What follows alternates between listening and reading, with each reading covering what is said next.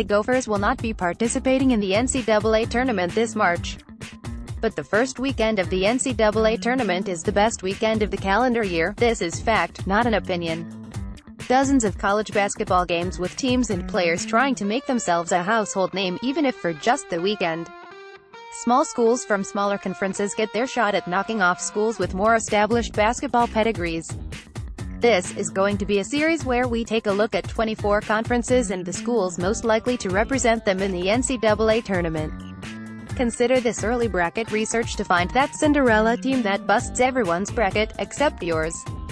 Western Athletic Conference last year's NCAA participant, 14, New Mexico State, prior year's upset team. The WAC looks a lot different than it did 5 years ago, but New Mexico State is still the owner of the conference. They don't have a whole lot to show for it, though they did take San Diego State to OT as a 13th seed in 2014.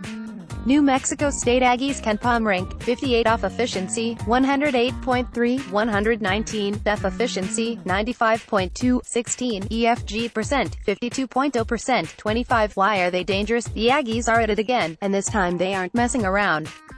They've taken down major teams like Miami, FL, and Davidson this year, en route to lofty 27-5 record. They're led by former Gopher Zach Lofton, who is at his fourth school in as many years of eligibility.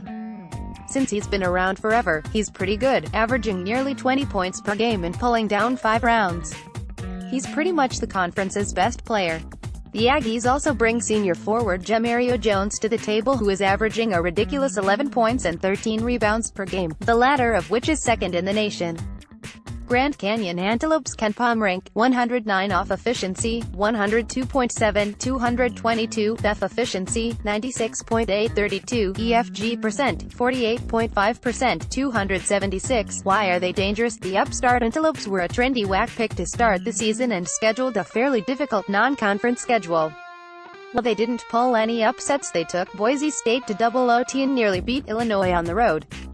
Led by Joshua Braun and Alessandro Lever, the Lopez have a senior freshman connection that has been giving teams problems.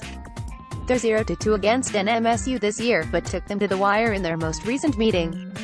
NCAA Tournament Outlook. The Aggies are the WAC's best bet for a first-round upset, and would be a handful of a 12 seed for any team unlucky enough to draw them.